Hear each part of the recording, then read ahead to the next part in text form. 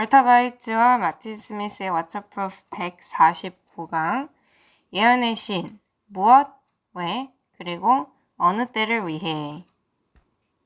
이 문제를 저희가 너무 많이 다룬다고 사람들이 생각하기는 원치 않습니다. 하지만 이 주제는 굉장히 중요해요. 하나님의 계획에 있어서. 전 시대를 통틀어서 중요합니다.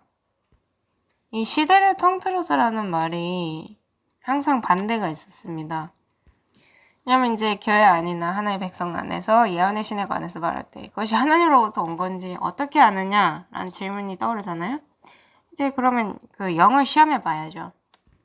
근데 만약에 거기서 하는 말이 내 타락한 본성과는 반대되는 말을 하고 근데 나는 그 본성을 포기하기 싫다.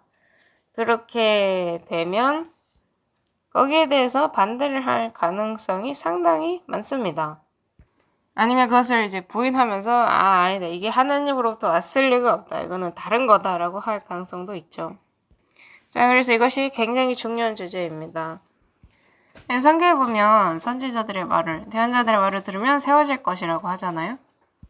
그들을 믿어야 한다고 말합니다. 그런데 만약에 그들이 하는 말이 내 사고방식과는 정반대된다면 믿기가 상당히 힘들죠. 이번 주만 하더라도 제가 누군가에게 연락을 받았는데 그 사람은 나는 이것에 관해서 듣기도 싫다. 이것에 관해서 언급하는 것도 싫다. 그러면서 이 성별에 관련된 문제를 꺼냈어요. 너무나 웃긴 게 뭐냐면 만약에 성경을 제대로 공부했다면 이 성별에 관해서는 전혀 문제가 없어요. 그러니까 문제점이 될 여지가 없는 걸 알 수 있거든요. 보시면 아시겠지만 이 사람들에게 대언자가 보내지잖아요. 사람들이 항상 기뻐하진 않아요. 항상 좋아하진 않습니다. 항상 그 선지자 싫어합니다. 왜냐면 이 보내진 선지자가 항상 그 사람들의 이제 개인 사생활을 간섭하고 그들이 하고 있는 걸 계속 책망을 하잖아요. 물론 이제 그 사람들이 하는 것은 진실됐습니다. 그러니까 진심이었어요. 진심이었는데 진짜로 틀린 것을 진심으로 하고 있었던 것이죠. 그러니까 이제 하나님의 뜻대로 하지 않는 사람들이 정말로 하나님의 뜻대로 하려는 사람들을 핍박하고 없애면서 자기들이 하나님의 일을 하고 있다고 생각하는 이러한 상황이 나오게 되는 겁니다. 그래서 이것은 하나님께서 어떻게 교회 안에서 역사를 하시는가, 어떻게 일을 하시는가 이해하는 데 있어서 굉장히 중요합니다. 저희가 저번에도 유교관에서 연구를 했지만 사람들이 아직도 하지만 이라는 말을 붙이더라고요. 하지만 뭐 이건 추가된 것이다 뭐 이런 식으로. 근데 성경 외에 다른 것을 가져다가 붙이려고 하면 이것은 오컬트입니다. 그래서 대다수의 사람들이 이 오컬트, 컬트라는 이 단어를 SDA 교회에게 적용을 하는 거예요. 적용을 하고 싶어 하고. 자, 그래서 저희가 이 예언의 신의 목적, 예언의 신의 목적에 대해서 이해를 할 필요가 있습니다. 그래서 저희는 이 예언의 신이 도대체 무엇이며 왜 주어졌고 어느 때를 위함인지에 대해서 알아야 해요. 만약에 저희가 여기에 이 질문들에 대한 대답을 갖고 있다면 이것이 교회를 부흥시키는 데 사용되리라는 것은 의심할 여지가 없죠. 이 주제에 대해서 저희가 심각하게 토론을 해봐야 돼요. 왜냐하면 이것은 모든 것에 영향을 끼칠 것이기 때문입니다. 저희가 계속 시대의 징조를 살펴볼 거고 역사적으로, 정치적으로, 종교적으로 무슨 일이 일어나는지 계속 볼 겁니다. 이것도 굉장히 중요한 면 중 하나예요. 하지만 이것을 하는 마음과 동기가 하나님의 마음과 동기에 조화되지 않는다면 그것과 연합되어 있지 않는다면 그러면 저희는 만날 수 없는 길을 달리고 있는 것이나 마찬가지죠. 평행선을 달리고 있는 거나 마찬가지입니다. 그래서 뭐 간단하게 예를 들자면 서로 묶인 말 두 마리가 있는데 그 말 두 마리가 정반대의 방향으로 나아간다면 결국 그 말을 탄 사람은 아무 데도 갈 수가 없는 거죠. 자, 그래서 한번 살펴보고 제가 여기서 무엇을 얻을 수 있는지를 보도록 하겠습니다. 교회증언 7권 14쪽 보도록 하겠습니다. 하나님께서는 남녀들이 그들의 책임에 대하여 경성하기를 기다리고 계신다. 그분은 그들이 당신과 연결을 이루기를 기다리고 계신다. 그들로 전진의 신호를 간직하게 하고 더 이상 주님의 뜻을 실천하는 일에 꼬물거리는 자들이 되지 않게 하라. 우리는 세상에서 얼마나 많은 사람들이 우리의 활동을 살펴보고 있는지 깨닫고 있는가? 흥미로운 질문입니다. 우리가 전혀 기대하지 않는 지역들로부터 마지막 자비의 기별을 세상에 전하는 사업에 전진하도록 우리에게 강조하는 음성들이 올 것이다. 목사 백성들이여 깨어라. 하나님의 섭리의 바퀴가 돌아갈 때마다 제공된 모든 기회와 특권들을 깨닫고 포착하기에 민첩하라. 자, 그래서 제가 계속해서 읽기 전에요. 저에게도 이런 상황들이 있었습니다. 정부에서, 군대에서, 그리고 경찰 인력 중에 이제 고위직에서, 심지어는 어떤 비밀 기관이나 심지어 제스잇에서까지 와가지고 미팅이나 그런 걸 강의를 할 때 이제 쉬는 시간이 있잖아요. 그때 저에게 찾아와서 나 당신을 지켜보고 있다라고 말하는 그런 일들이 있었어요.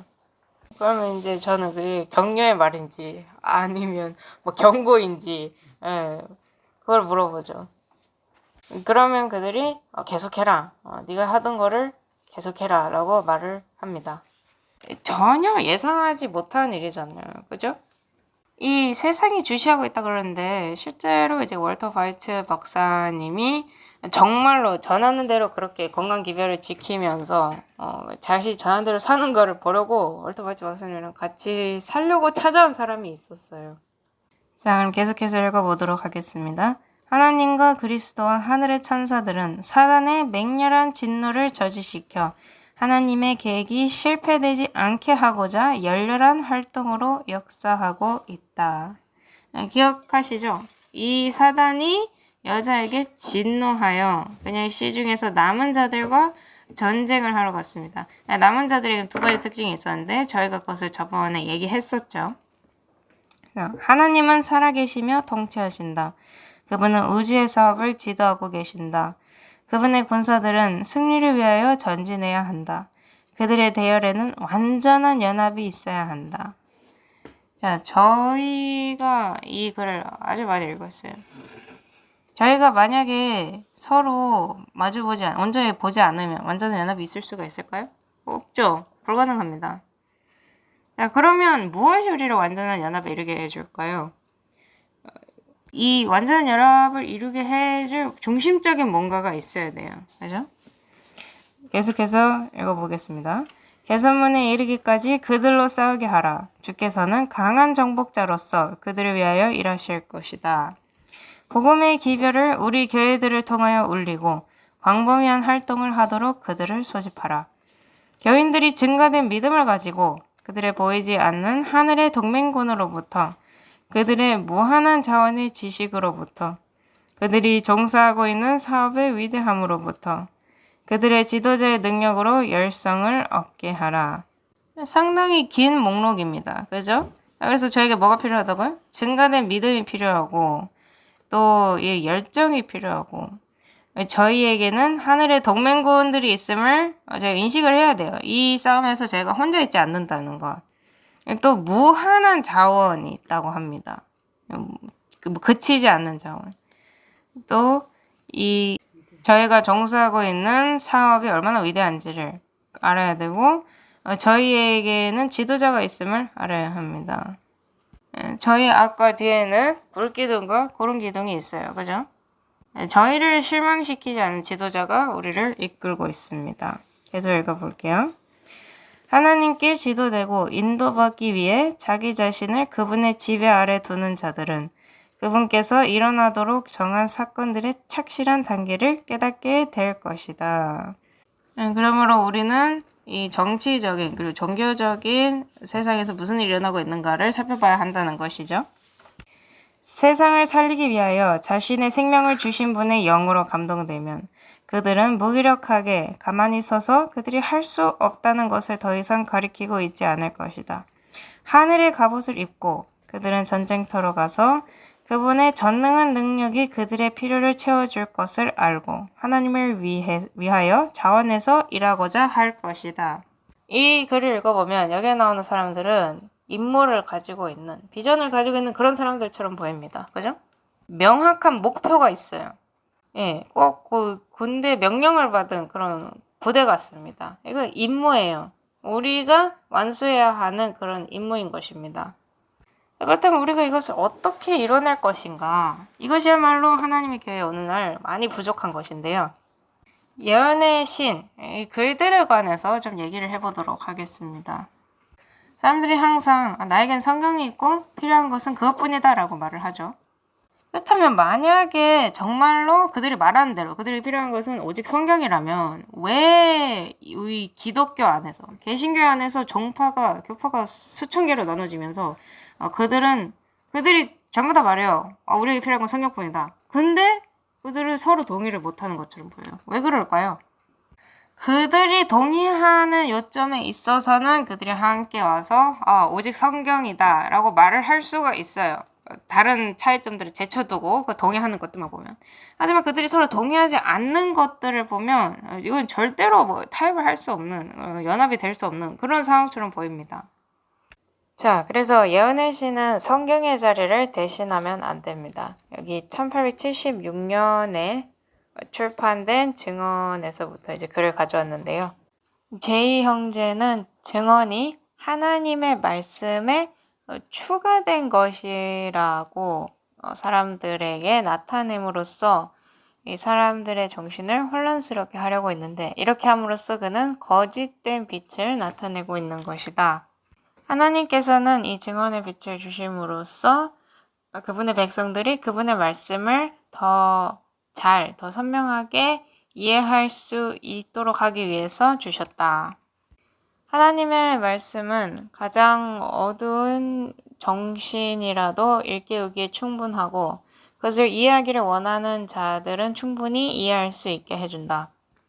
이럼에도 불구하고 하나님의 말씀을 연구 주제로 삼고 있다고 고백하는 자들 중 어떤 이들은 하나님의 말씀 중 가장 단순한 가르침의 정반대대로 살고 있다.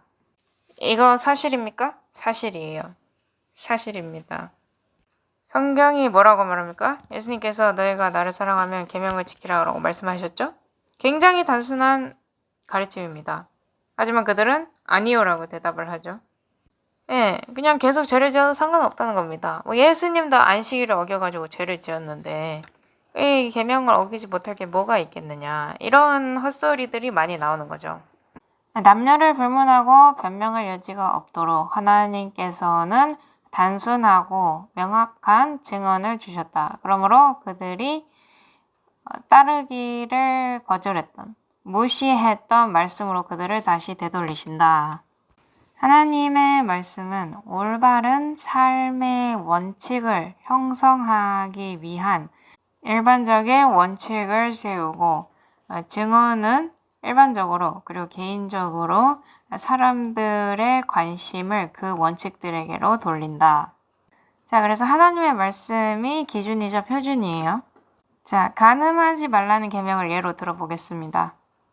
그럼 사람들은 이거는 결혼 생활을 할 때만 적용되는 법이구나 라고 생각할 수도 있죠.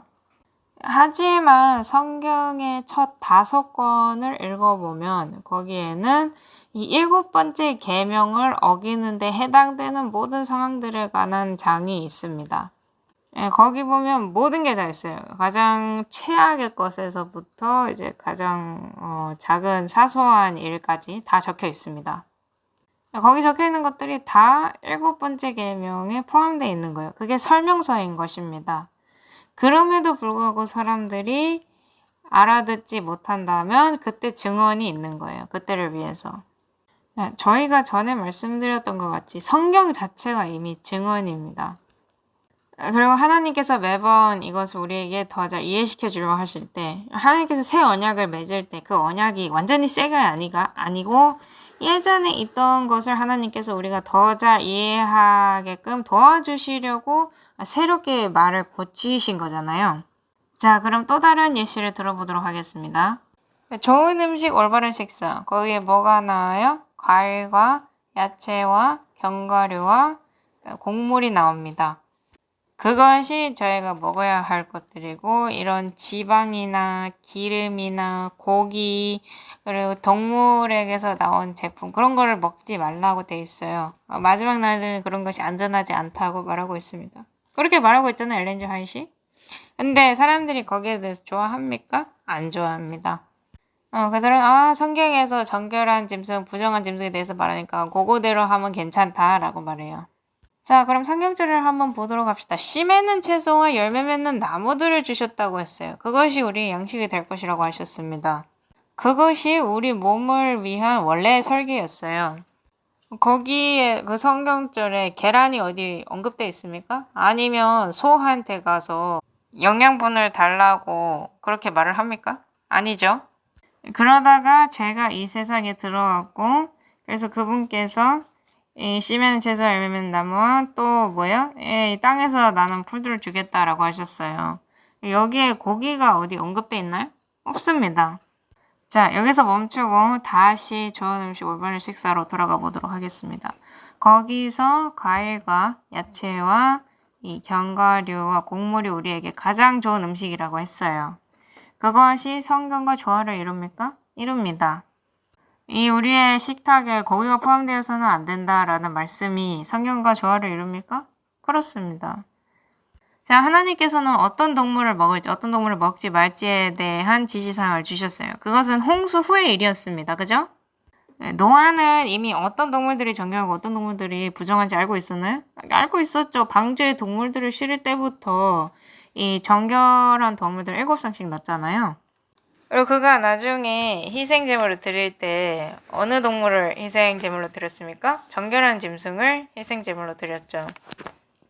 자, 그렇다면 하나님께서 이스라엘 백성을 이집트에서 애굽에서 데리고 나오셨을 때 그들로 하여금 채식을 하게 하셨습니까?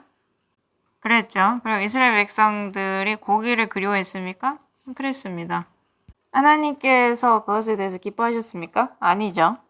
자, 그렇다면 이 식습관에 관해서 왜 이런 식습관을 해야 되고 어떻게 이런 식습관을 해야 되는지 자세히 적힌 글이 있으면 왜 그게 그렇게 화낼 일일까요? 저 같은 경우도 처음에는 여기에 관해서 굉장히 반역적이었어요. 근데 제가 실험실에서 실제로 실험을 해보니까 이 모든 이야기 통틀어서 바보는 저 하나뿐이더군요. 그래서 성경에 명확하게 적힌 말씀이 있고 예언의 신이 그것을 뒷받침할 때 거기에 대해서 반항을 하면 결과적으로 바보는 나 자신이 되는 겁니다. 하나님께서 계명을 시내산에서 주셨습니까? 주셨습니다. 사람들 보고 그것에 순종하라고 하셨습니까? 그러셨어요. 그렇다면 예언의 신이 왜 하나님의 계명에 복종하지 않느냐라고 물어본다면 그것이 하나님의 말씀과 일치하는 거 아닙니까? 그리고 중요한 게 방금 말씀하셨던 걸 이제 살펴보면 이게 사실은 굉장히 단순하고 쉬운 거거든요. 성경이랑 똑같은 겁니다. 그래서 바리새인들이 예수님과 이혼 문제에 관해서도 여러 가지 문제에 관해서 논쟁을 벌였잖아요. 그때 그 당시에는 이제 이혼이 가능했고, 뭐 문서만 작성하면 이제 다른 사람이 남남이 돼버리는 거였잖아요. 근데 이제 예수님께서 뭐라고 말씀하셨냐면 원래 처음에는 그렇지 않았다. 그러니까 원래 처음에 있던 방식이 하나님께서 기존에 원하던 방식이었습니다. 분명하지 않나요? 그렇다면 마지막엔 어떻게 되어야 할까요? 마지막이 처음과 똑같아져야 하지 않겠습니까? 여기에 관해서 비논리적인 게 뭐가 있죠? 계속해 보도록 하겠습니다. 교회 증언 5권 665쪽 보도록 하겠습니다. 주님께서는 주신 바 증언들을 통하여 그대들을 경고하고 책망하고 권고하시며 또한 그분의 말씀의 진리를 그대들의 마음에 새겨주고자 하신다. 기록된 증언들은 새 빛을 주기 위해서가 아니고 이미 계시된 영감의 진리를 마음에 생생하게 새겨주기 위해서 주어진다. 그래서 예언의 신이 아닌 것이 뭡니까? 예언의 신은 성경 말씀 외에 추가로 주어진 게 아니라는 것이죠. 그래서 이 글이 쓰여진 목적이 이렇게 명백하고 단순하다면 어떤 사람들은 만약에 목적이 그런 걸 위해서 쓰여진 거라면 우리에겐 필요가 없다 이렇게 말하는 사람들도 있을 겁니다. 그러니까 하인 여사도 이 새로운 빛이 없다고 했는데 그러면 우리에게는 성경만 있는 게 명확한데 왜 자꾸 예언의 신을 사용하느냐 이런 식으로 되는 거죠. 초기문집 78쪽 보도록 하겠습니다. 하나님께서는 그 말씀 가운데 마지막 때에 이상들을 주시기로 약속하셨다. 그것은 믿음의 규범이 아니라 당신의 백성의 안전을 위하며 성경의 진리가 지적하는 잘못을 범한 자들을 바로잡기 위하여 주신 것이다. 하나님께서는 베드로를 이방인들에게 보내실 때에도 그렇게 하셨다. 사도행전 10장 참조. 자, 가려 뽑은 기별 3권 30쪽 보도록 하겠습니다. 성경에 의하여 시험됨. 성령은 성경을 능가하도록 주어지지도 않으며 주어질 수도 없다. 성경은 하나님의 말씀이 모든 가르침과 경험을 시험해야 하는 표준임을 명백하게 기술하고 있다. 이사야는 선언한다. 마땅히 율법과 증거의 말씀을 쫓을지니 그들의 말하는 바가 이 말씀에 맞지 아니하면 그들이 정령이 아침빛을 보지 못하리라. 이사야 8장 20절. 이것만 봐도 예언의 신이 성경 말씀에 뭘 더 추구하기 위해서 주어진 것이 아니라는 것을 명백히 알 수 있습니다. 이것은 사람들이 애매모호하게 만들기를 좋아하는 것을 명확하게 보여주기 위해서 주어진 것입니다. 자, 문제는 뭐냐면 많은 사람들이 이 예언의 신이 성경과 조화를 이룬다고 생각하지 않아요. 그래서 이 말은 맞는데 여기 있는 이 말은 성경과 일치하지 않는다. 이런 식으로 말을 하곤 합니다. 그래서 예언의 신을 잘 연구해야 하는 겁니다. 저희가 지금까지 예언의 신이 무엇이 아닌지를 봤잖아요. 자, 그럼 이제 해볼 질문은 예언의 신은 과연 무엇인가입니다.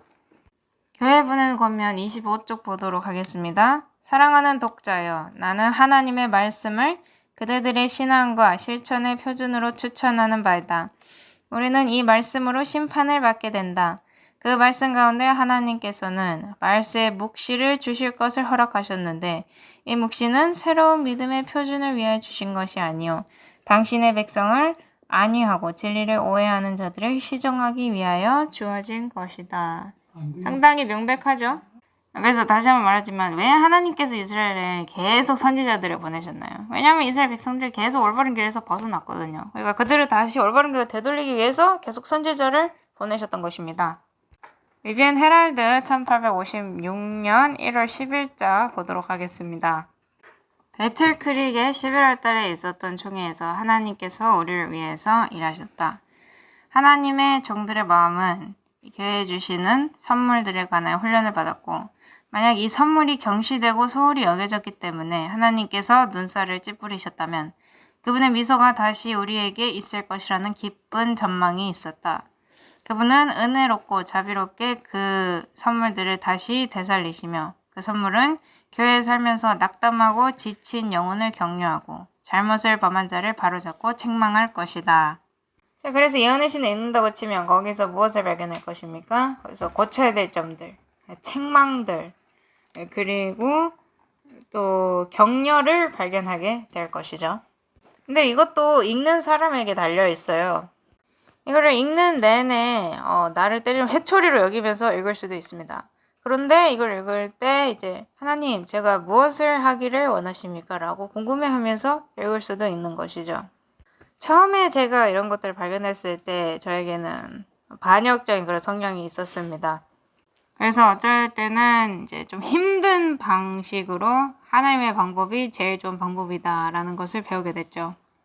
근데 반면에 제 아내 같은 경우에는 무엇이 잘못된 것이고 어떻게 하는 것이 올바른 것인지 알고 싶어서 이것을 읽고 싶어서 견딜 수가 없었어요. 그래서 제 아내 같은 경우는 저보다 훨씬 더 나은 태도를 가지고 있었습니다. 이게 현대에 있어서 가장 큰 문제인 것 같아요. 저희 모두가 이 바이츠 박사님의 아내분이 가지셨던 그런 태도를 가져야 할 것 같습니다. 근데 이제 이렇게 되면 이런 태도를 가진 사람들, 주변 사람들의 화가 점점 더 많아지겠죠. 우리 이렇게 하면 안 될 것 같은데. 뭐라고? 성경 어디에 그런 말이 있어? 이런 식으로. 네, 정확해요. 그래서 예언의 신이 무엇을 위한 것이다? 네, 올바로 잡고 책망하고 바르게 가르치기 위함인 것입니다. 이 책망을 잘 받아들이는 사람이 그렇게 많지는 않아요. 하지만 하나님의 말씀과 일치되고 싶다, 저렇게 되고 싶다면 책망을 받아들여야 합니다. 자, 그러면 한번 말해볼게요. 예수님께서 책망을 하셨습니까? 책망하셨습니다. 그런데 오늘 사람들이 뭐라 그래요? 우리는 예수님의 사랑을 보여줘야 된다라고 말하죠. 그들은 사랑을 잘못 나타내고 있는 겁니다. 예수님께서 하신 그 책망이 바로 사랑이었어요. 저희가 여기에 대해서 강의도 했었지만 사람들이 사랑이 무엇인지에 대해서 크나큰 착각을 하고 있습니다. 그래서 이런 말이 있습니다. 제가 제대로 기억하는지 모르겠는데 이런 식으로 됐어요. 이 되돌리기 위해서 들인 엄청난 노력은 우리가 얼마나 타락했는지를 보여주는 가장 큰 증거이다 라고. 가려법은 기별 3권 30쪽 보도록 하겠습니다. 하나님께서는 증언을 주심을 통해 그분의 백성의 마음을 그분의 말씀으로 이끌어 그들에게 보다 분명한 이해를 주시는 것이 합당함을 보셨다. 이것이 중요합니까? 특별히 지금 모든 이런 교리의 바람이 불고 있는데 더 중요하죠. 자, 1500년대 때 이 종교 개혁자들이 성경을 연구하고 다니엘과 계시록을 연구해서 이 다니엘서 7장과 계시록 13장에 있는 짐승이 누구인지 굉장히 명확하게 이해하지 않았습니까? 그랬습니다. 이 개혁자들이 쓴 글들을 읽어보면 그것을 명확히 볼 수 있어요. 근데 이제 예언의 신이 쓰여졌을 즈음에는 이것들이 그러니까 다시금 다 잊혀진 때였죠. 다시 숨겨졌고 사람들에게 이것을 다시 상기시켜줄 필요가 있었습니다. 우리가 어디에 있어야 하는지를 다시금 일깨워줘야 했었죠. 많은 교파들이 많은 것들을 발견했습니다. 감리교 같은 경우는 절제를 발견하고 절제 운동을 소개를 했죠. 하지만 그것 빼고 나머지는 다 잊어버린 겁니다. 마치 술을 마신 것처럼 말이죠. 그래서 하나님의 말씀을 분명하게 이해하기 위해서 주셨는데 이 하나님의 말씀을 분명하게 이해하려면 이 맑은 정신을 가지고 있어야 합니다. 그리고 맑은 정신을 가지고 있으려면 이 깨끗한 몸을 갖고 있어야 하죠. 깨끗한 배를 가지고 있어야 되고요. 자, 교회 증언 5권 665쪽 보도록 하겠습니다. 주님께서는 주신 바 증언들을 통하여 그대들을 경고하고 책망하고 권고하시며 또한 그분의 말씀의 진리를 그대들의 마음에 새겨주고자 하신다. 이것이 중심적인 요점인 것 같아요. 그죠? 기록된 증언들은 새 빛을 주기 위해서가 아니고 이미 계시된 영감의 진리를 마음에 생생하게 새겨주기 위해서 주어진다. 전에도 이걸 읽었지만 계속해서 읽어보도록 하겠습니다. 하나님과 그의 동료 인간에 대한 의무는 하나님의 말씀에 분명하게 상술되어 있지만 받은 바 빛에 순종하는 자는 그대들 가운데 별로 없다. 추가된 빛을 보내지는 않았지만 하나님께서는 이미 주어진 위대한 진리들과 증언들을 통하여 단순하게 하셨고 또한 당신의 택하신 방법을 통하여 그 진리로 마음을 각성시키고 감명시키기 위하여 그것들을 백성들 앞에 제시하셔서 아무도 변명의 여지를 갖지 못하게 하신다. 그래서 제가 만약에 맡은 당신에게 이러이러하고 저렇게 하라고 명백하게 말했는데 그걸 무시한다면 거기에 변명의 여지가 없는 거죠. 그죠? 네, 그래서 이것이 큰 빛을 이해하게끔 도와주는 작은 빛이라는 겁니다. 근데 여기서 또 문제가 생기는 게 만약에 이게 작은 빛이라면 그다지 중요하지 않다라고 말하는 사람들이 있을 수 있잖아요. 근데 만약에 이 빛이 큰 빛을 그러니까 그 중요한 빛을 이해하게끔 도와주는 역할을 한다면 그렇다면 굉장히 중요한 겁니다. 왜냐하면 큰 빛 같은 경우는 이것을 왜곡시켰을 경우에 큰 혼란을 일으키거든요. 오늘날 세상에서 그것을 명백하게 볼 수 있죠. 교회 증언 4권 147쪽 보도록 하겠습니다. 옛날에 하나님께서는 선지자와 사도들의 입을 통하여 사람들에게 말씀하셨다. 오늘날 그분은 성령의 증언들을 통하여 사람들에게 말씀하신다. 하나님의 뜻과 당신의 백성들이 따르기를 바라시는 길에 대하여 오늘날 백성들을 가르치시는 것보다 더 열렬하게 하나님께서 당신의 백성들을 가르치신 적은 없었다. 이것보다 더 열렬하게 가르치신 적이 없다고 하죠. 세상에 대한 마지막 경고의 기별이 이 타락하지 않은 근원으로부터 나아가는 것이 중요하지 않습니까? 물론이죠. 그렇지 않으면 이 기별이 뭔가가 섞이게 됩니다. 뭔가가 섞이게 되고 다른 기별들 말미암아 이 진짜 기별이 흐려지게 돼요.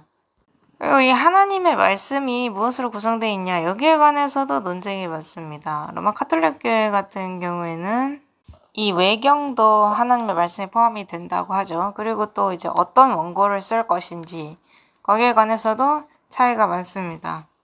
교회 증언 5권 663쪽 보도록 하겠습니다. 그러므로 남녀들에게 변명할 여지를 남기지 않기 위하여 하나님은 분명히 확실한 증언들을 주셔서 그들이 따르기를 등한히 해온 말씀으로 되돌아오게 하신다. 하나님의 말씀에는 바른 생활 습관을 형성하는 데 필요한 일반 원칙들이 많이 있다. 그러므로 이 증언들은 일반적이거나 개인적이거나 간에 그들의 주의를 더욱 특별히 이 원칙들을 이해하게 하고자 의도해 왔다.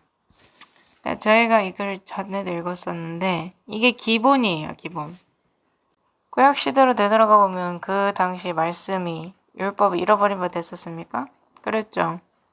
성전에서 잃어버렸죠.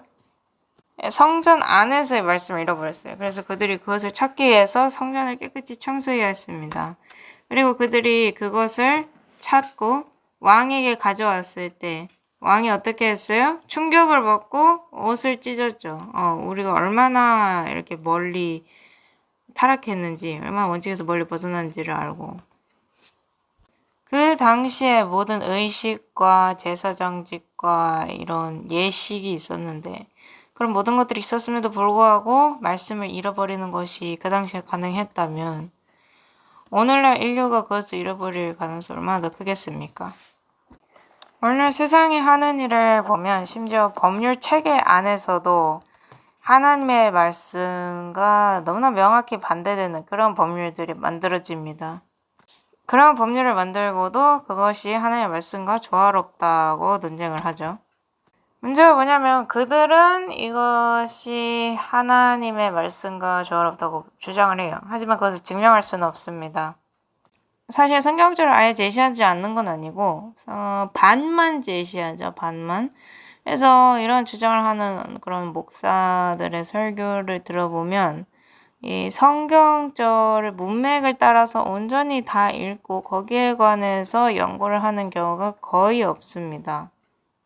예를 들어서 우리는 더 이상 율법 아래에 있지 않다. 성경이 그것을 명확히 말하고 있다. 우리는 더 이상 율법 아래에 있지 않다라고 주장을 하는데 이제 그 뒤에 있는 그렇다고 우리가 율법 아예 지키지 않는 것은 아니냐. 하나님께서는 그것을 금하셨다. 그 부분은 읽지를 않는 것이죠. 아래 부분 기별 1권 161쪽 보도록 하겠습니다. 하나님의 권능으로서 확실한 진리임을 증거하면 그 진리는 영원토록 진리로 입증되어야 한다. 자, 그래서 성경이 무엇인가를 진리로 정의를 내린다. 그렇다면 그것은 진리인 것입니다. 그리고 예언의 신이 성경이 말한 것을 다시금 굳게 한다면 그것은 바꿀 수 없는 것입니다. 하나님께서 주신 빛에 반대되는 가설들을 용납해서는 안 된다.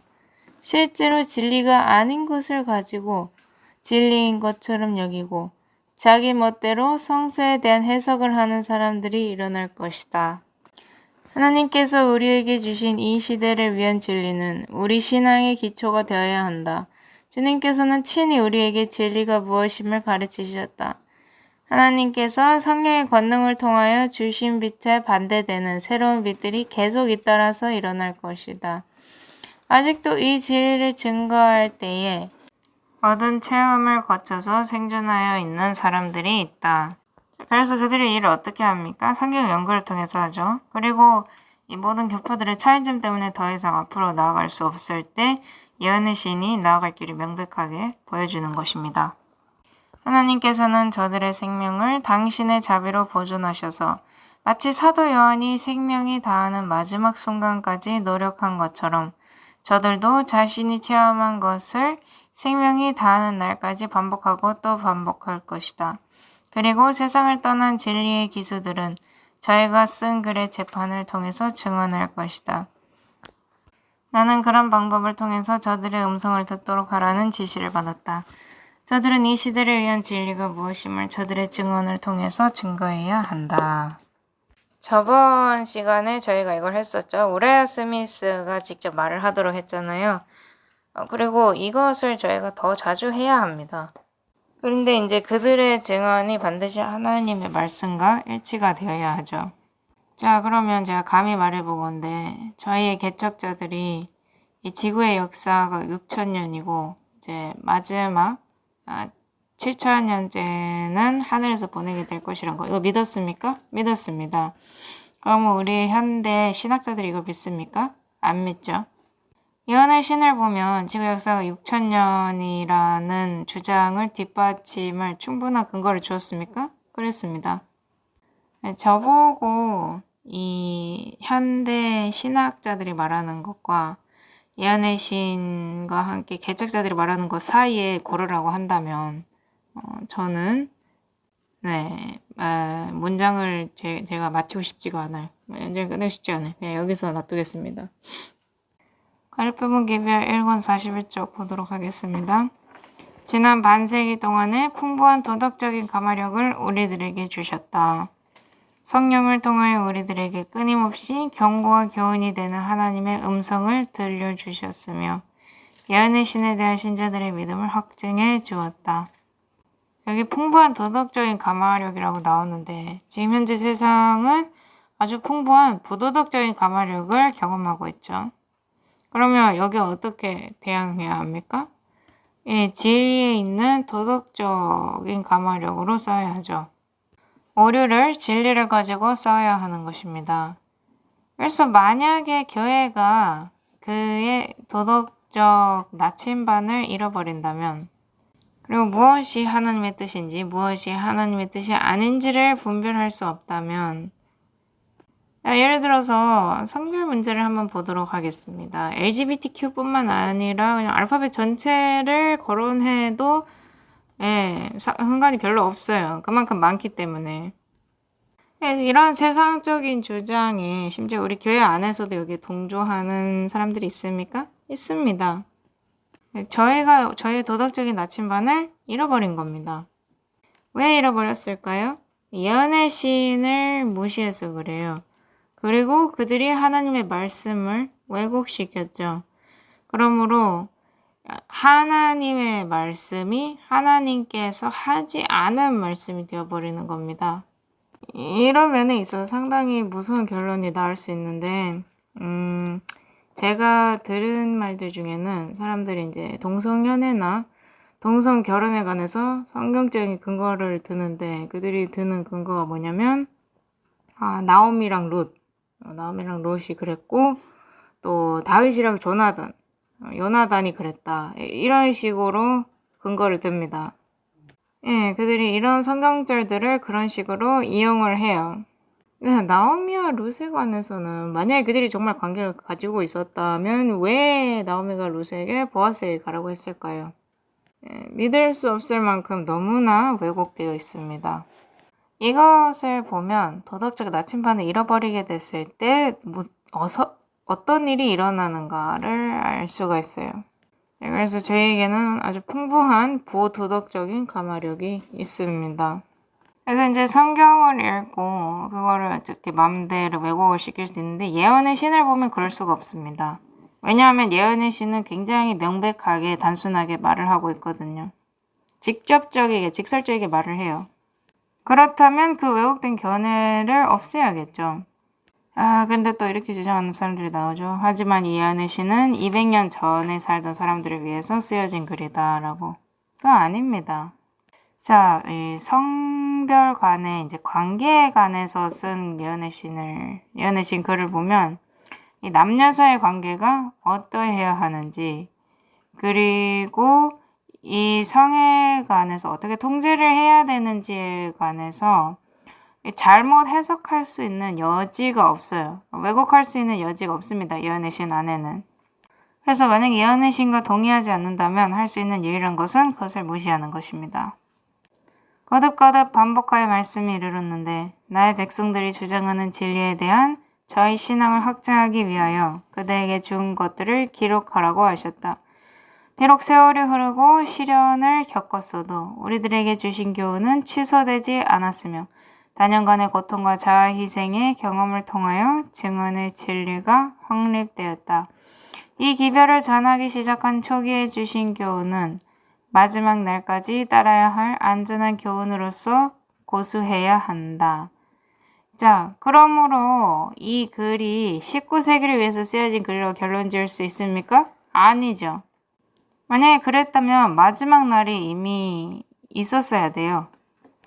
이 빛과 교훈에 대하여 냉담한 태도를 보이는 자들은 우리들에게 분명히 말씀하여 주신 올무에 걸려 완전히 사로잡히게 되는 빛의 거부자들이 되리라고 한 그대로 올무를 피할 수 없게 될 것이다.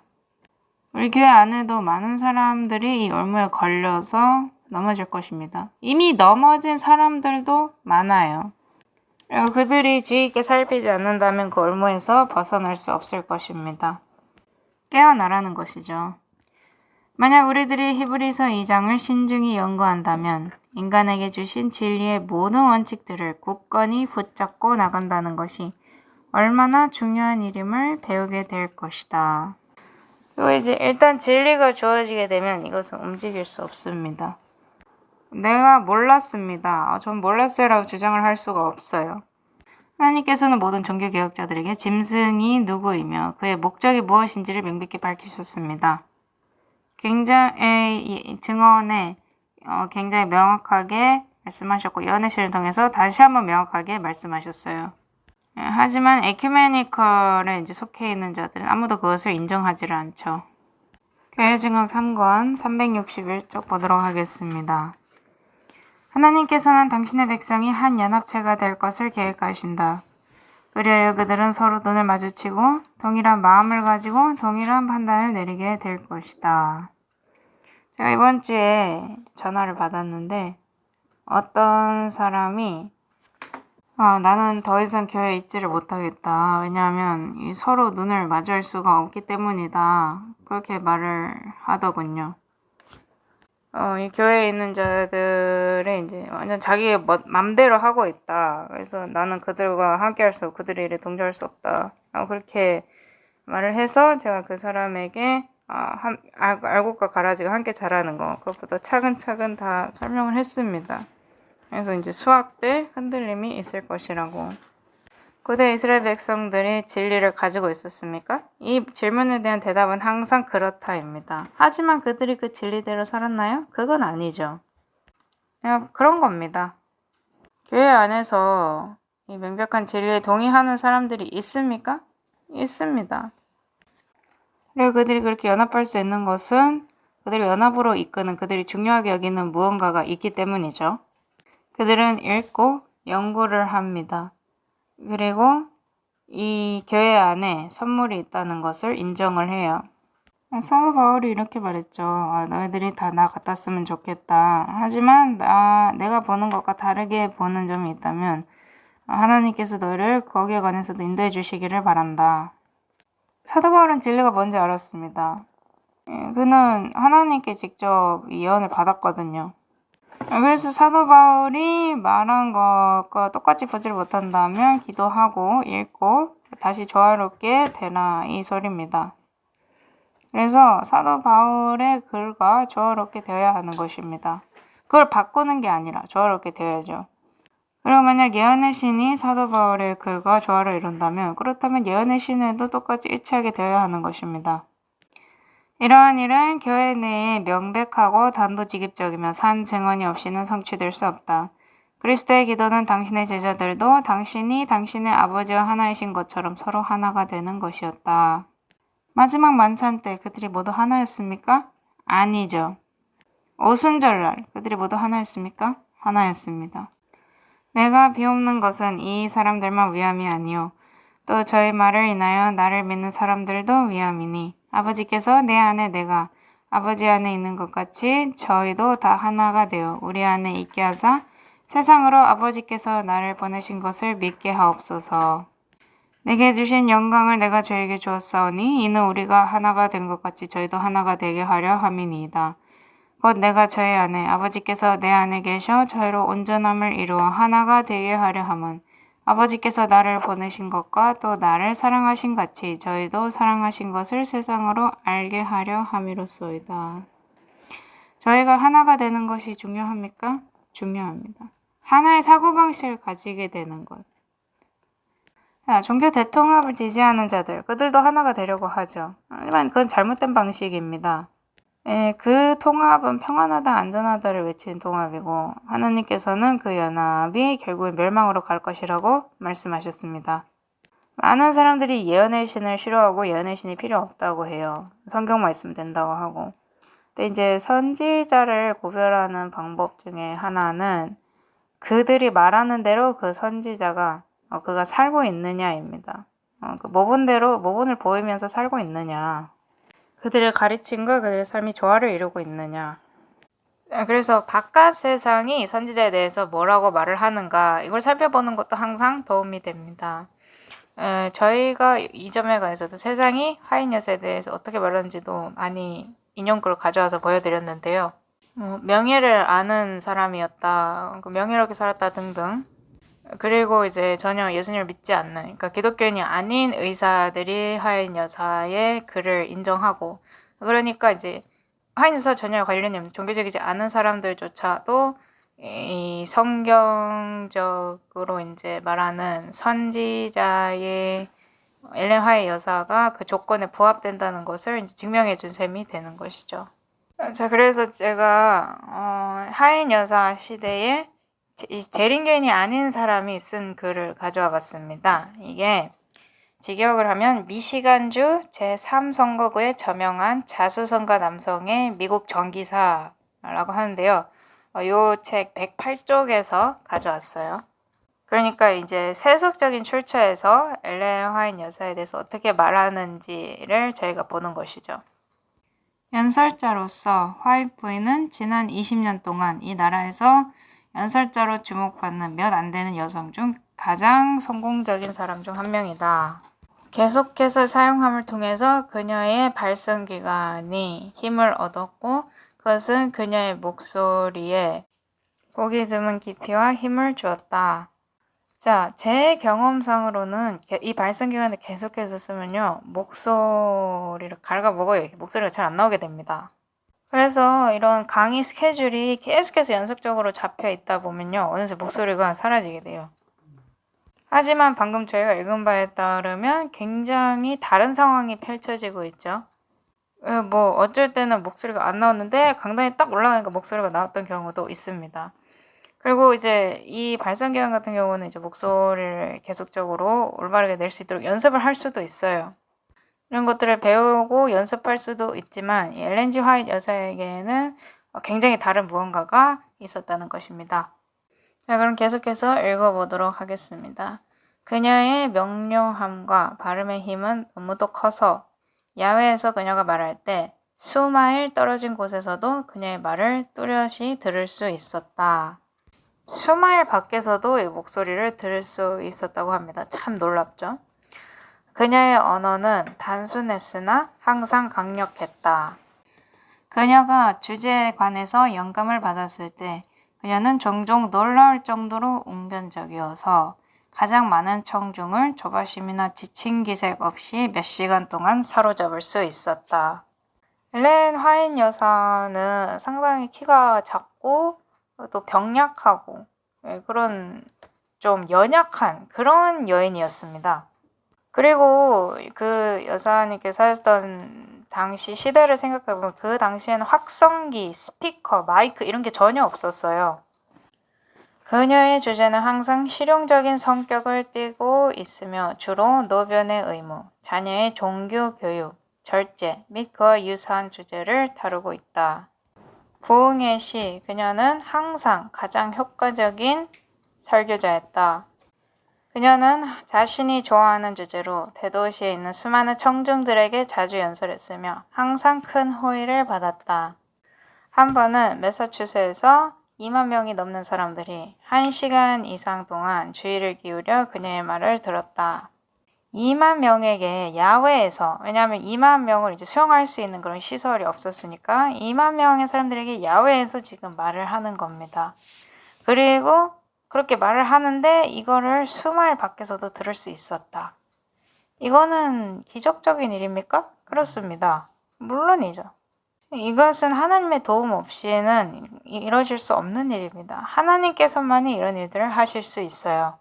그리고 자주 하인 여사께서는 이 반대하는 목소리들을 이제 반대하는 목소리가 있는 상황에서 연설을 하셔야 했어요. 그러니까 막 사람들이 그건 잘못됐다고 막 소리를 지르는데 그분의 목소리가 그런 반대하는 목소리 위로 갔다는 것이죠. 그래서 모든 사람들이 다 그 하인 여사의 말씀을 잘 들을 수 있도록 목소리가 그렇게 퍼졌다고 합니다. 그리고 물론 이제 하인 여사의 성품이나 생활, 삶에 관해서 많은 인용구가 있습니다. 근데 저희가 방금 이 글을 보여드린 이유는 하인 여사에게 일어난 일이 어떤 신비한 일이다라는 것을 보여드리기 위해서였어요. 그리고 이런 신비한 일은 하나님께로부터 온 것이거나 아니면 사단으로부터 온 것이겠죠. 누구한테서 왔는지 알아내기 위해서는 한 가지 방법밖에 없습니다. 하나님의 말씀과 연설자의 말이 조화를 이루는가. 이것만 보면 돼요. 만약에 이것이 하나님께로부터 온 것이 맞다면 이것을 거절하는 데에는 대가가 따르겠죠. 그리고 이것이 확실히 하나님께로부터 온 것이 맞다면 여기에 관해서는 저희가 어떻게 더 말해야지 이걸 더 확실하게 할 수 있을지 잘 모르겠습니다. 이것이 정말로 하나님께 왔다고 사람들을 설득시키는 데 있어서 저희가 뭘 어떻게 더 해야 될지 잘 모르겠습니다. 읽어봐야 돼요. 그러니까 예언의 신에 반대해서 논쟁을 하고 싶어 한다면 예언의 신을 안 읽어본 것이 확실합니다. 자, 그래서 이 예언의 신을, 증언을 거절하는 데 따르는 대가에 관해서 한번 알아보도록 하겠습니다. 하늘로부터 사랑과 함께 From Heaven with Love 413쪽 보도록 하겠습니다. 바리새인들은 서로에게 말하기를 만약 우리가 우리의 조상들과 함께 살았더라면 하나님의 종들의 피를 흘리는데 그들과 동참하지 않았을 거라고 말했다. 그와 동시에 그들은 하나님의 아들의 생명을 취하고자 하는 계획을 세우고 있었다. 이것은 우리들의 마음을 진리의 빛으로부터 돌리는 사단의 기만적인 힘에 대해서 깨닫게 해야 한다. 많은 이들이 유대인들이 그리스도를 거절한 것을 보고 어떻게 저렇게 눈멀 수 있었는지 궁금해한다. 만약에 우리가 그들의 시대에 살았더라면 구세주를 거절하는 죄악에 절대로 참여하지 않았을 거라고 그들은 선포한다. 하지만 하나님께 대한 순종이 자아 부인과 겸손을 요구할 때면 이 사람들은 순종하기를 거부한다. 그들은 바리새인들이 보였던 것과 똑같은 영을 나타낸다. 중세시대 핍박을 한번 생각해 보세요. 하나님께서 그분의 말씀을 가리키고 계셨어요. 그들은 하나님의 말씀을 읽었습니다. 하지만 그 결과는 무엇이었죠? 고문받고 죽었습니다. 그리고 그렇게 핍박을 받고 나와서 교파를 세운 사람들조차도 다른 사람들을 핍박했어요. 그러니까 그 사람들조차도 종교 개혁을 한 사람들조차도 성경이 말하는 것을 그대로 하지 않았던 것입니다. 누군가가 새 빛을 발견하면 그들은 자신들이 가지고 있던 그 옛 빛에 갇혀버렸어요. 거기에 멈춘 거죠.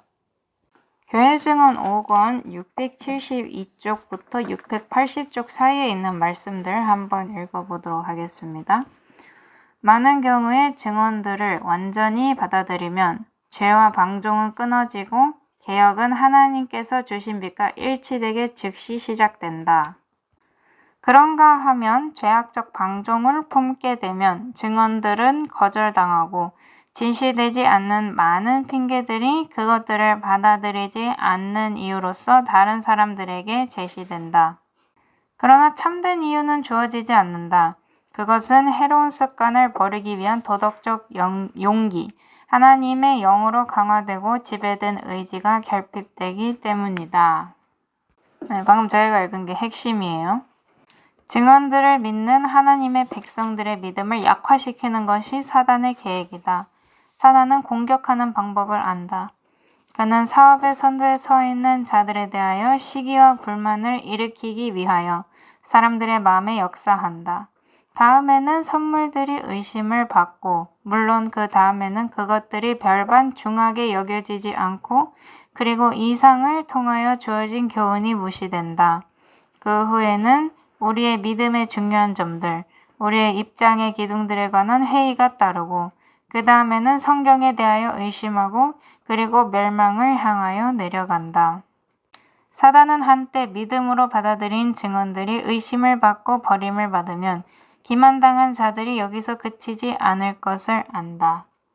그리하여 그는 치료받을 수 없고 멸망으로 끝나는 공공연한 반역 속으로 그들을 끌어넣을 때까지 그의 노력을 배가한다. 네, 방금 제가 읽은 건 굉장히 슬픈 말씀이었어요. 계속해서 읽어보도록 하겠습니다. 하나님의 사업에 관하여 의심과 불신을 하고 불신과 가혹한 질투의 감정을 품음으로써 그들은 완전한 기만을 위하여 스스로를 준비시키고 있다. 그들은 그들의 잘못에 관하여 이야기하고 그들의 죄를 책망하는 자들을 대항하여 격심한 감정으로 일어난다. 증언들을 공공연하게 거절하는 자들이나 그것들에 관하여 의심을 품음으로 위험한 처지에 놓이는 자들은 그들뿐만이 아니다. 빛을 무시하는 것은 그것을 거절하는 것이다. 네, 상당히 무서운 말씀이죠. 여기에 빛을 무시하는 것 말고도 빛을 받아들일 미루는 것도 그것을 거절하는 것이다. 이 말도 추가하고 싶습니다. 하나님께서는 내가 이거 저거 그것을 할 수 있도록 시간을 좀 더 주실 거야. 이렇게 생각한다면 뭔가가 잘못된 거예요. 모세가 바로한테 가서 이 재앙을 언제 없애달라고 하나님께 기도를 할까요? 그랬더니 바로가 뭐라고 대답했어요? 내일 그랬잖아요. 그러니까 그 재앙과 하루를 함께 더 살겠다고 했잖아요. 왜 즉시라고 대답하지 않았을까요? 만일 그대들이 증언들을 믿는 확신을 잃어버릴 것 같으면 그대들은 성경의 진리에서 떠나갈 것이다. 심각한 말씀이에요.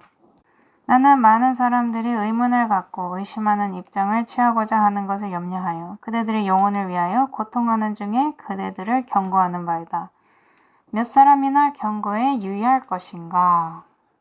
진리에서 뒤로 물러간 많은 사람들은 그들이 증언들을 믿는 믿음을 가지고 있지 않다는 것을 그들이 그와 같은 행동을 취한 하나의 이유로 든다.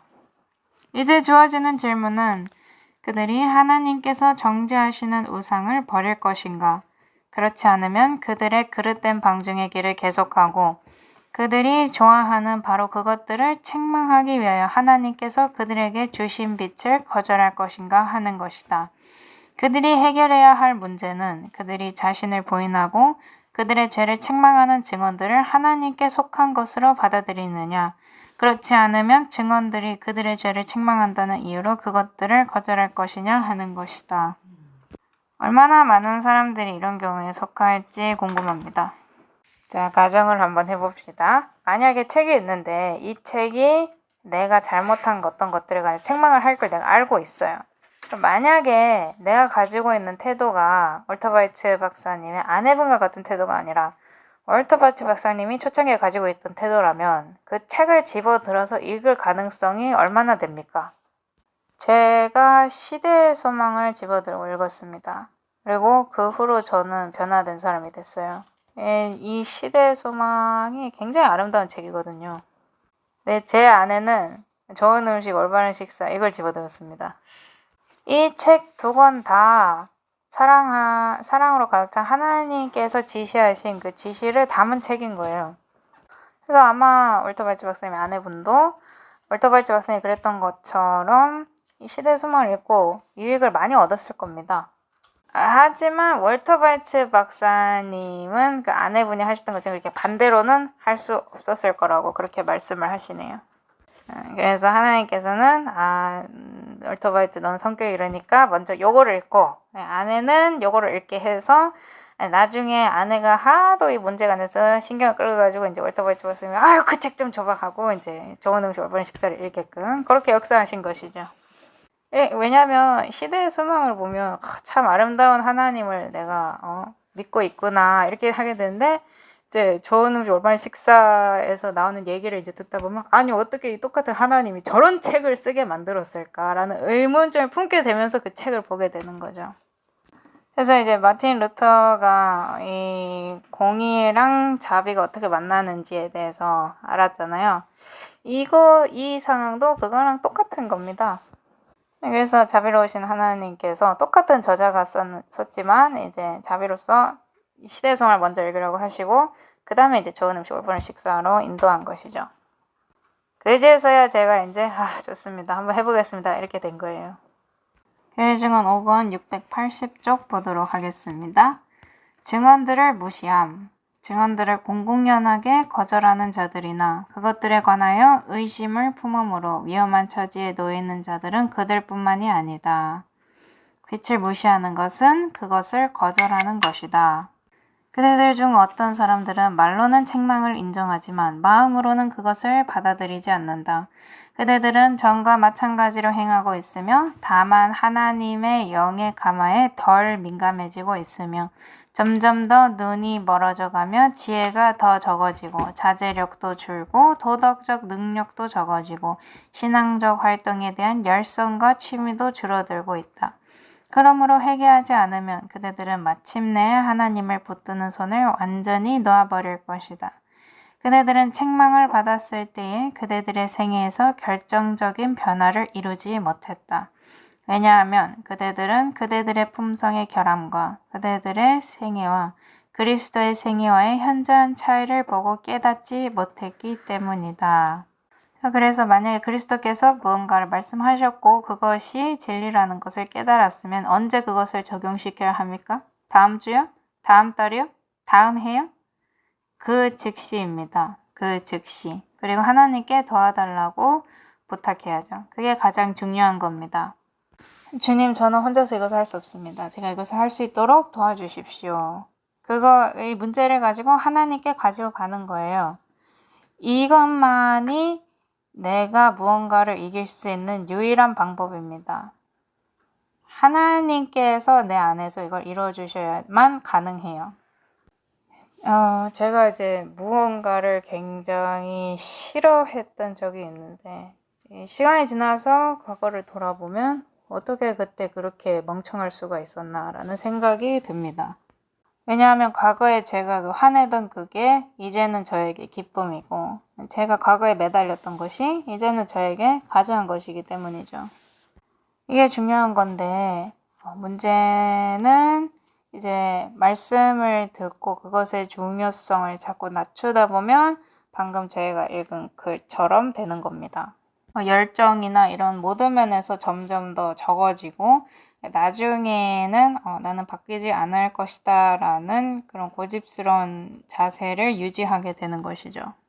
그대들의 마음속에서 죄를 품고 있는데 그대들의 기도가 무슨 소용이 있겠는가? 그대들이 철저한 변화를 이루지 않는 한 그대들은 얼마 있지 않아서 이스라엘 백성들처럼 책망의 실증을 느끼게 될 것이다.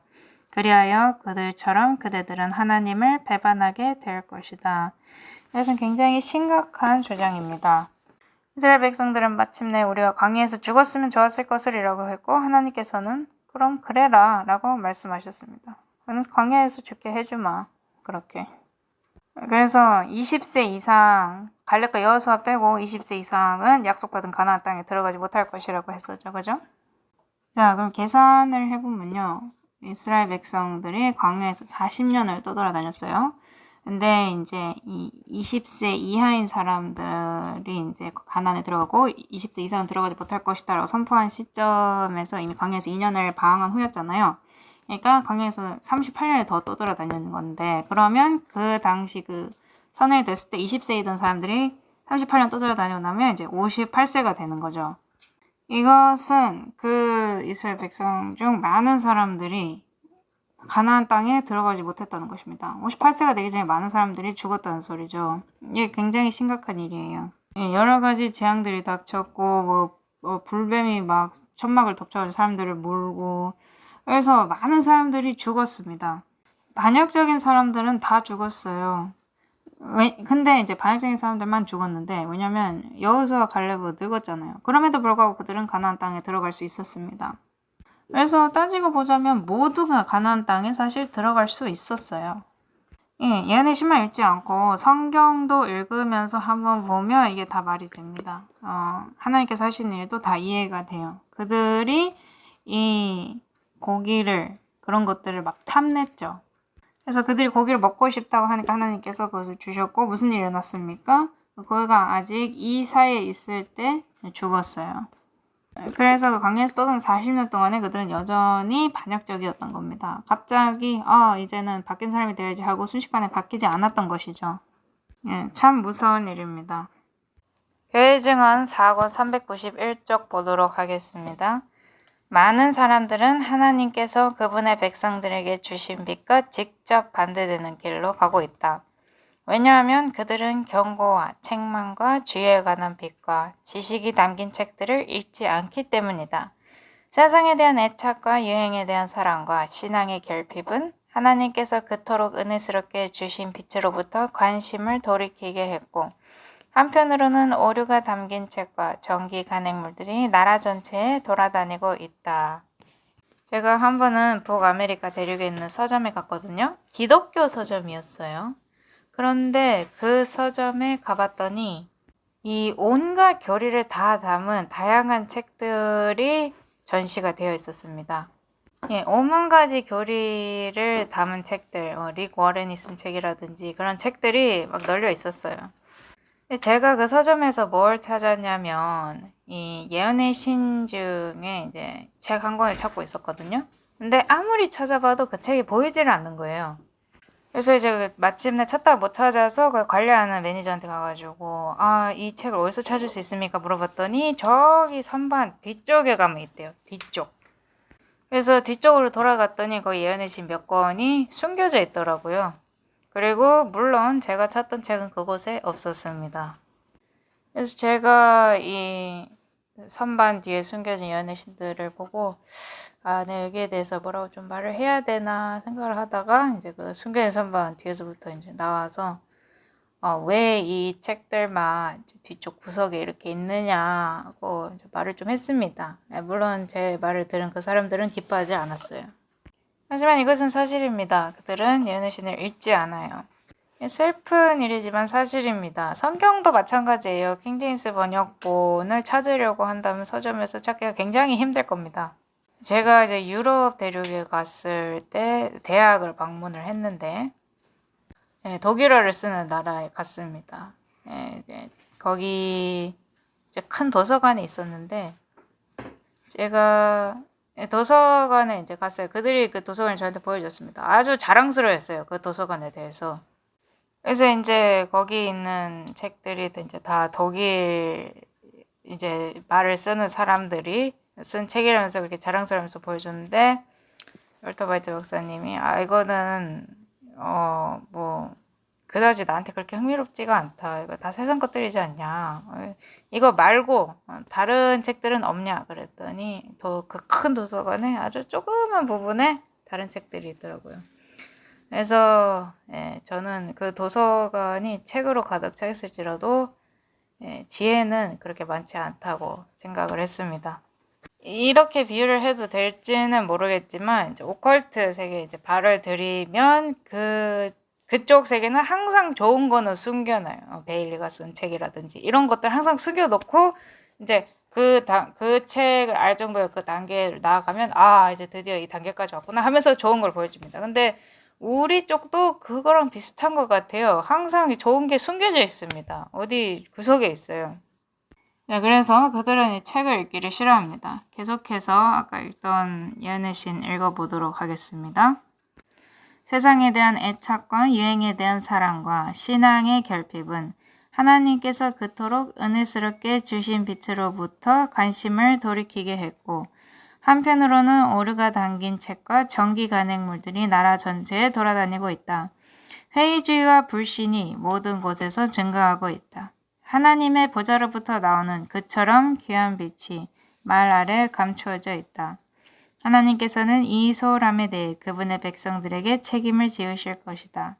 그분께서 우리의 행로에 비추신 모든 빛의 광선에 대하여 그것이 신령한 사물에 있어서 우리의 유익을 증진시켰는지 아니면 성경을 따르는 것이 보다 마음에 내켜서 그것이 거절되었는지 그분께 회개하여야 한다. 그리고 저는 이런 일들이 우리 교회 안에 많이 일어나고 있다고 믿습니다. 자, 그래서 예언의 신에 관해서 예언의 신이 아닌 게 무엇인지를 저희가 봤죠. 예언의 신은 우리를 성경으로부터 멀어지기 위해서 있는 게 아닙니다. 성경 말고 그 외에 또 추가된 그런 말도 아니에요. 이것은 이미 드러낸 나타내신 바 된 빛을 더욱더 밝게 빛나게 하기 위해서 주어진 것입니다. 예언의 신이 뭔지를 저희가 살펴봤죠. 왜 있습니까? 사람들을 하나님의 말씀으로 되돌리기 위해서, 그리고 그들에게 책망과 격려의 말씀을 주기 위해서 주어진 것이죠. 자, 이 모든 책을 쓴 저자, 설교를 하면 목소리가 수마일 밖에서도 들리고 2만 명이 넘는 사람들에게 설교를 했던 저자.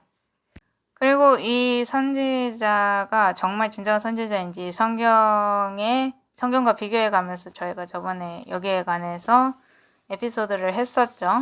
근데 이 선지자가 죽었어요.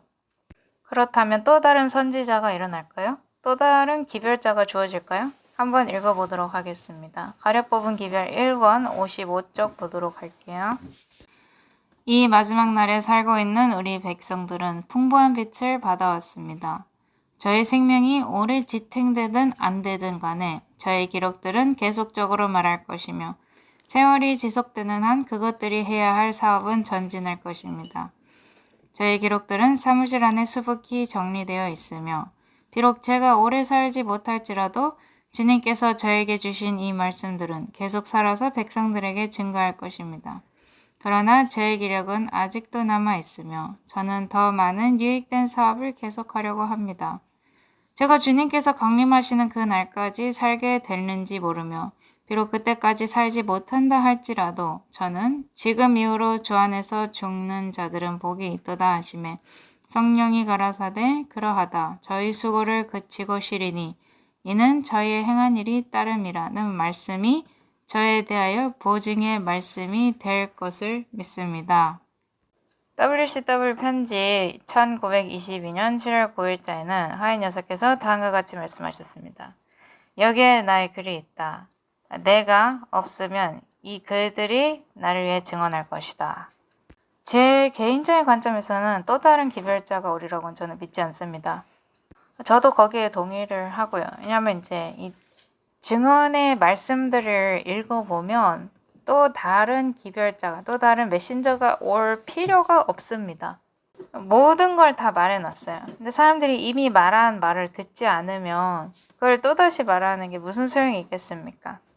예수님께서 부자 나사로의 얘기를 해주실 때 뭐라 그러셨어요? 너에게는 이 율법과 선지자들이 있었지만 듣지 않았다. 그러면 죽은 자를 부활시켜서 보낸다 한들 무슨 소용이 있겠느냐? 너희가 듣겠느냐?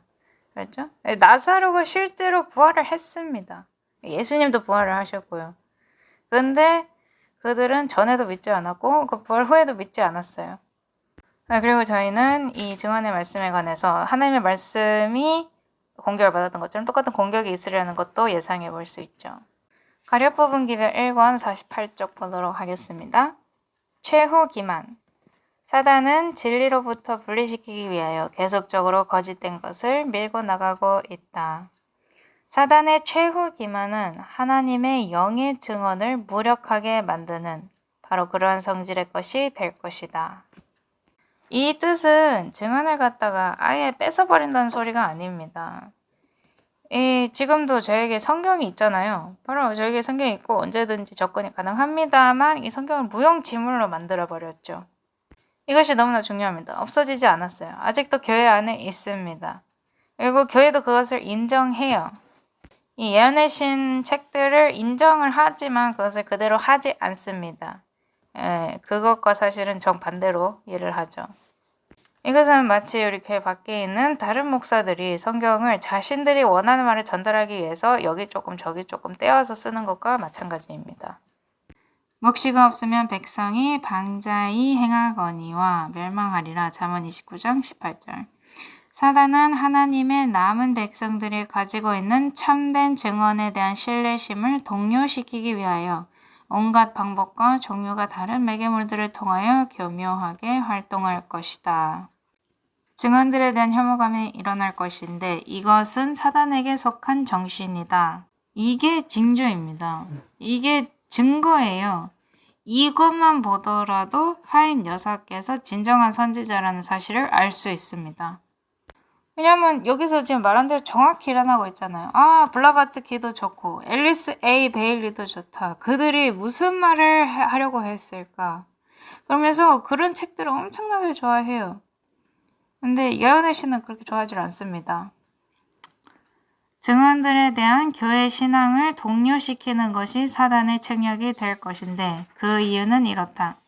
만일 하나님의 영께서 주시는 경고와 견책과 권고들을 귀담아 듣는다면 사단은 자기의 기만수를 펼 수 있는 길을 마련할 수 없으며 자기의 기만 속에 영혼들을 묶어둘 수 없기 때문이다. 자, 그렇다면 우리의 방패가 무엇입니까? 성경을 가지고 있죠. 하나님께서 주신 갑옷을 입는 것입니다. 그리고 이 예언의 신은 우리가 가지고 있는 이 방패를 더욱더 강화시키기 위해서 있는 것이죠. 이런 사단의 기만책과 이런 모든 것에 맞서기 위해서 방패를 더욱더 강력하게 해주는 것입니다. 그래서 교회가 있어요. 마치 이스라엘 백성들과 같이 그들은 책망의 말씀을 듣기 싫어합니다. 온갖 불평불만을 말을 해요. 그리고 투덜거립니다. 그렇다면 저희가 이 예언의 신과 교회를 그 사람들과 함께 다 갖다 버려야 합니까? 그렇게 갖다 버리기를 원할 수도 있어요.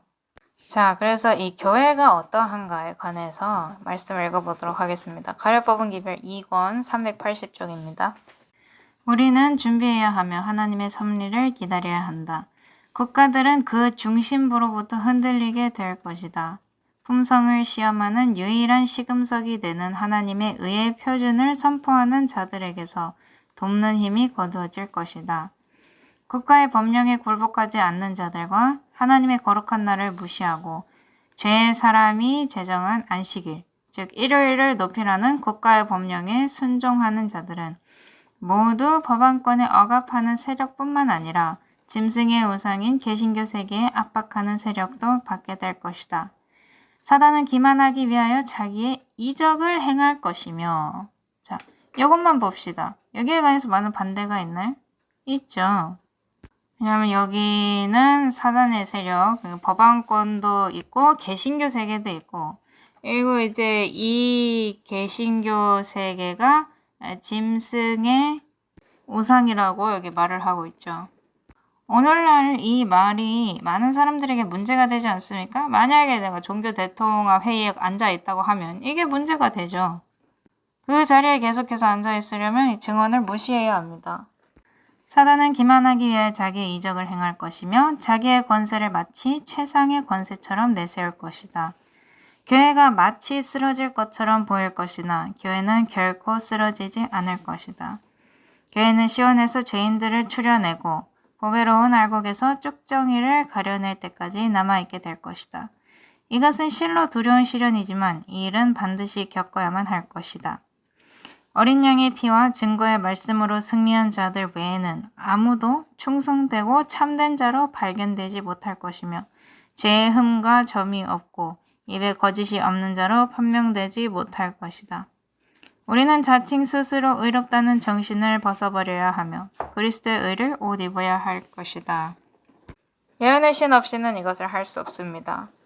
방금 읽은 이 말씀을 확언시켜주는 또 다른 말씀이 있는데요.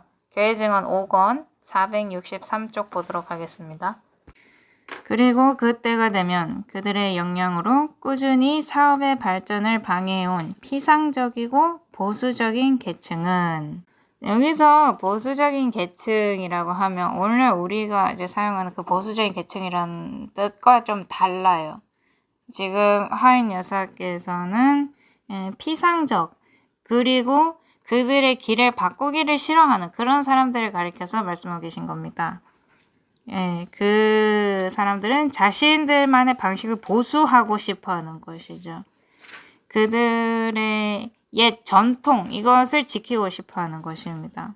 이런 계층은 믿음을 버리고 오랫동안 동조해온 진리의 공공연한 원수들과 입장을 같이 할 것이다. 자, 여기 그 공공연한 원수들과 오랫동안 동조해왔다고 나오잖아요. 종교 대통합, 그러니까 에큐메니컬 회의에 참여하는 것, 이것이 동조하는 쪽으로 가는 겁니까? 그렇습니다. 신앙을 버린 이 사람들은 가장 심한 적의를 나타내고 그들의 이전 형제들을 억압하고 중상하고 그들에 대하여 분노를 일으키기 위하여 힘을 다하여 활동할 것이다. 이런 날이 우리 앞에 박대 왔다. 저는 이 말이 사실임을 믿습니다. 사실 이 날이 온 것 같아요. 원고 5권 352쪽 보도록 하겠습니다. 많은 이들이 우리에게서 떠나갈 것이며 유혹하는 영에게 주의를 기울일 것이다. 비상적인 믿음은 비상적인 경험을 낳는다. 나에게 매우 강력한 빛이 주어졌는데 그 빛은 많은 이들이 우리로부터 나갈 것이며 유혹하는 영과 사단의 교리에 주의를 기울일 것이라고 알려주었다. 저희가 이 왓츠프로 시리즈를 계속하면서 이 뱀의 교리에 관해서 한번 한 적이 있었죠, 에피소드를. 그리고 거기서 얼마나 많은 사람들, 얼마나 많은 종교와 교파들이 이 뱀의 교리를 실제로 믿고 따르고 전파하고 있는지에 관해서 배웠습니다. 거기에 동조하게 된다면 사단의 교리를 그들이 보는 것과 똑같은 빛으로 보게 될 거예요. 그래서 두 사람이 동의하지 않으면 함께 걸어갈 수가 없잖아요. 그래서 동의를 하고 함께 걸어가기 시작을 한다면 이렇게 사단의 교리에 주의를 기울이고 넘어가게 되는 것입니다. 주께서는 그분을 믿는다고 주장하는 모든 영혼들이 무엇이 진리인지에 관한 지식을 가지고 계시기를 바라신다. 거짓 선지자들이 일어나 많은 이들을 기만할 것이다. 흔들릴 수 있는 모든 것은 흔들릴 것이다. 그렇다면 모두가 우리가 믿는 이 믿음의 이유에 관해서 이해할 수 있어야 하지 않겠는가? 수많은 설교보다는 하나님의 말씀을 더욱더 가까이서 연구하는 일이 있어야 할 것이다. 성경을 열고 절마다 읽고 그리고 우리가 딛고 서 있는 이 영원한 진리, 이 영원한 진리를 받쳐주는 교리들에 관한 강력한 증거들을 찾아야 할 것이다. 이것이 핵심이라고 볼 수 있습니다. 하이 여사께서는 이 성경 말씀을 연구하고 찾아서 우리가 증언해서 말한 그것들이 실제로 하나님의 말씀과 조화를 이루는지 한번 찾아봐라 라고 말씀하고 계시는 거예요.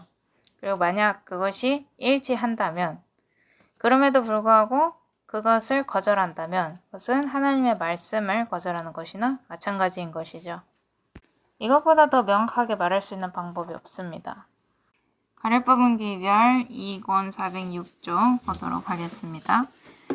나는 우리가 현재 하고 있는 이 사업이 사람들의 마음과 정신과 영혼에 깊은 감명을 줄 수 있기를 간절히 기도하고 있습니다. 어려운 일들이 계속 증가할 것이지만 우리는 하나님을 의지하는 신자들로서 서로 격려해야 할 것입니다. 우리는 표준을 낮춰서는 안 되며 계속 표준을 높여야 하고 우리 믿음의 주여 온전케 하시는 주님을 바라봐야 할 것입니다. 밤에 잠을 이룰 수 없어 내 마음을 열어 하나님께 기도드릴 때 주님께서는 나에게 힘을 주시고 주님께서 본방과 먼 나라에서 수고하는 당신의 종들과 함께 하신다는 보장을 주십니다. 나 자신이 이스라엘의 하나님께서 아직도 당신의 백성을 인도하시고 세상 끝날까지 저들과 계속해서 같이 하실 것을 깨닫게 될 때 용기를 얻게 되고 축복을 받게 됩니다. 사람들이 문제를 이해하는 것이 저에게 주어진 짐입니다. 그들이 이 문제를 이해하고 하나님의 군대에 참여를 하게 된다면 그들은 그분께서 그들과 함께 마지막까지 계실 거라는 그것을 확신할 수 있게 되죠. 마지막까지. 그래서 이 마지막까지, 지금부터 마지막까지라는 것을 저희가 잘 이해를 해야 합니다. 왜냐하면 사람들은 이것은 어떤 특정한 시기를 위해서 쓰여진 글이다 라고 말을 하거든요. 그래서 저희가 이 마지막이란 무엇인가, 마지막 때란 무엇인가에 관해서 얘기를 좀 해봐야 될 것 같아요. 이 마지막 때, 마지막 시간이란 무엇인가, 마지막 날들, 여기에 관해서 너무나도 많은 혼란이 있습니다. 그리고 사람들은 이렇게 말하죠. 항상 마지막 때라 그러고 마지막이라 그러고 그렇게 말을 했는데 정말 이것이 마지막인지 정말 지금이 마지막인지 어떻게 알 수가 있느냐라고 말을 하죠. 그래서 이 성경이 어떤 특정한 것들을 말할 때 정말 무엇을 뜻하고 있느냐를 잘 알아야 합니다. 거기에 관해서 저희가 좀 살펴봐야 돼요. 그리고 저희가 세상에서 일어나는 일들도 좀 살펴봐야겠죠. 이 다보스 포럼과 많은 일들. 이 다보스 포럼도 상당히 중요한 일입니다. 여기에 대해서 얘기를 해봐야 돼요. 저희가 이 올해 일어나는 일들을 살펴보면서 과거에 했던 이야기들로 많이 돌아가야 될 겁니다. 마지막 때와 증언이 거기에 관해서 뭐라고 말하는지 이런 것들을 많이 살펴보게 될 거예요. 그래서 영적인 면과 정치적인 면을 가까이 두고 주시해야 합니다. 기도하도록 하겠습니다. 하늘에 계신 아버지, 당신께서는 이 교회에 아주 특별한 선물을 주셨습니다. 사람들이 가끔씩 이 선물을 어떻게 취급하는지를 보면 마음이 상하실 겁니다. 저희가 이 선물을 볼 수 있도록 저희의 눈을 열어주십시오. 예수님 이름으로 기도드립니다. 아멘.